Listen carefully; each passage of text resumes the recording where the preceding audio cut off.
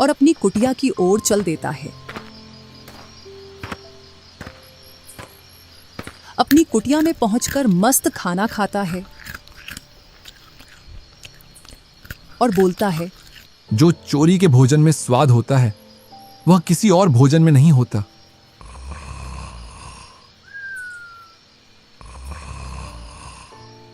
ऐसे ही वह हर शाम गांव में जाता और अपनी भोजन की व्यवस्था करके आ जाता।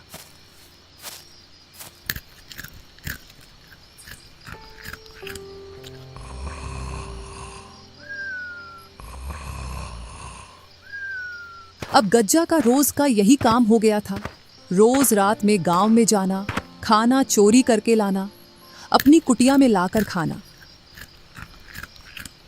और दिन भर सोना।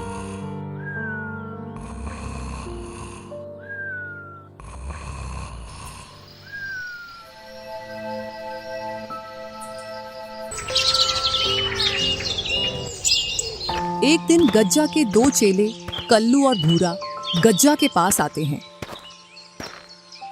अरे यार भूरा, गुरुजी को देख, दिन भर और रात भर मस्त सोते रहते हैं। अभी तो ये फेरी पर भी नहीं जाते। पता नहीं अब क्या खाते हैं या कोई सा मंत्र इनके हाथ लग गया है जिससे इनको भूख नहीं लगती। ऐसा लगता है जैसे रोज पकवान खा रहे हों। यही तो मैं तुमसे कहना चाहता था, फिर मुझसे पहले तुमने बोल दिया। यही तो मेरी समझ में नहीं आ रहा। अब गुरुजी फेरी भी नहीं कर रहे। पता नहीं कौन सा मंत्र मिल गया जो अब इनको भूख नहीं लगती। भूरा, इसका पता तो हमको गुरुजी से ही मिलेगा। चल गुरुजी से पूछते हैं। इधर गज्जा घोड़े बेचकर सो रहा था। कल्लू और भूरा ने गज्जा को जोर से हिलाया, तब जाकर गज्जा की नींद खुली। अरे भाई कल्लू और भूरा, तुमने मुझे गहरी नींद से क्यों जगाया? गुरुजी को हम दोनों की तरफ से प्रणाम। हाँ प्रणाम। बताओ तुमने मुझे क्यों जगाया है? गुरुजी, एक बात बताओ, आप दिन भर सोते रहते हो और रात के समय में कोई भी गांव वाले घर से बाहर नहीं निकलते जिससे कि तुम भिक्षा मांग लाओ। गुरुजी, हम दोनों इसी बात को लेकर चिंतित हैं कि आप बिना खाए पिए इतना दिनों तक कैसे जीवित हैं। तो आप खाते क्या हो? हमारी समझ में ये बात नहीं आ रही है। तुम दोनों को तो पता है मैं कितना ध्यान में लीन रहता हूं। बस उसी का फल है कि मैं अब अपनी सिद्धि के द्वारा अपने शरीर पर कंट्रोल रख सकता हूं। यही कारण है कि अब मुझको दिव्य शक्तियां प्राप्त हो गई हैं और अब मुझको भूख भी नहीं लगती है। तुमको लगता है कि मैं सारे दिन सोता रहता हूं, जबकि मैं सोता नहीं हूं। जमीन पर लेटकर अपनी आंखें बंद करके ध्यान में लीन रहता हूं। माफ करना गुरुजी, हम तो आपके पास कुछ और ही सोच कर आए थे, पर आप तो और कुछ ही निकले। आप अपने ध्यान में लगे रहो। हमको तो ज्ञान प्राप्त हुआ नहीं, हमको तो अब मेहनत करके जीवन का गुजारा करना पड़ेगा। ठीक है मेरे शिष्यों, अब मेरा ध्यान में लीन होने का समय हो गया है। तुम जाओ और मुझे परमात्मा में लीन होने दो। भूरा और कल्लू वहां से चले जाते हैं। इधर गज्जा अपनी नींद में व्यस्त हो जाता है। अरे यार भूरा, तुझको गुरुजी की बातों में कितनी सच्चाई नजर आती है। कल्लू यार, हो सकता है गज्जा को ज्ञान प्राप्त हो गया हो। वैसे तो वर्षों से गुरुजी बना बैठा है, क्या पता उसने कोई सिद्धि प्राप्त कर ली हो। कुछ भी हो भूरा, लेकिन मुझको यह बात हजम नहीं हो रही है कि उस गज्जा को सिद्धि प्राप्त हो सकती है। तूने देखा नहीं था वो किस तरीके से अपने शिष्यों के साथ बदतमीजी से पेश आता था। हाँ भाई, बात तो ठीक कह रहा है। उसने एक दिन गांव के रमेश की लड़की छेड़ दी थी जब वो उसके पास शिक्षा लेने आई थी। कुछ तो गड़बड़ है, इस गुरुजी पर निगाह रखना पड़ेगा। हाँ भाई, हम गुरुजी पर कुछ दिनों के लिए निगाह रखें, फिर हमको पता चल जाएगा कि वो क्या खाता है और क्या पीता है और उसको सिद्धि प्राप्त हुई है या नहीं।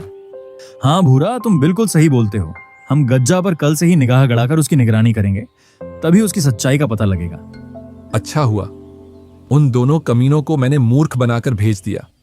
अगर मेरी सच्चाई जान जाते तो ये मुझसे पहले गांव में पहुंच जाते और जिस भी घर में पकवान बनती तो वह चोरी करके ले आते या फिर गांव वालों के सामने मेरा भांडा फोड़ देते।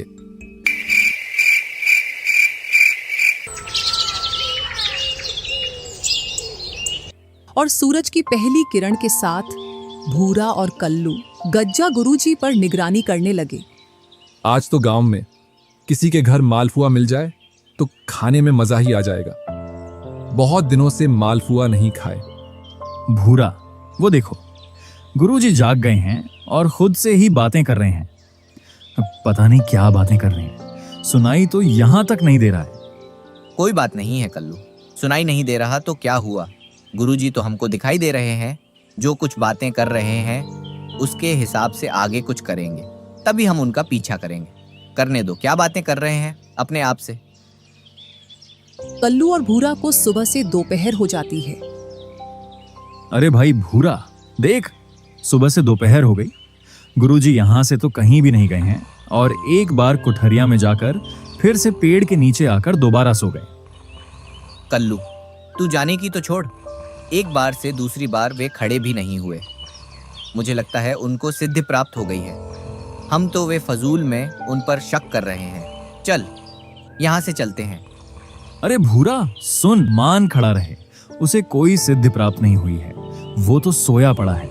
जब आदमी ध्यान में होता है तो आदमी अपने बलबूते पर खड़ा होता है, पर यहाँ गुरुजी को देख, वो जमीन पर ऐसे पड़े हैं जैसे पानी में भैंस पड़ी हो। कुछ ना कुछ अवश्य है। तू रात होने का इंतजार कर। ठीक है कल्लू भाई, तुम बोलते हो तो इंतजार कर लेता हूँ। जैसे ही रात होती है तो गज्जा खड़ा होकर गांव की ओर चल देता है। अरे कल्लू, वो देख, गुरुजी तो गांव की ओर जा रहे हैं। हाँ भूरा, चल, हम भी इनका पीछा करते हैं। भूरा और कल्लू चोरी छिपे गज्जा का पीछा करते हैं और गज्जा जैसे ही गांव में पहुंचता है तो चोरी छिपे घरों के आसपास घूमने लगता है। गुरुजी घर के आसपास क्यों घूम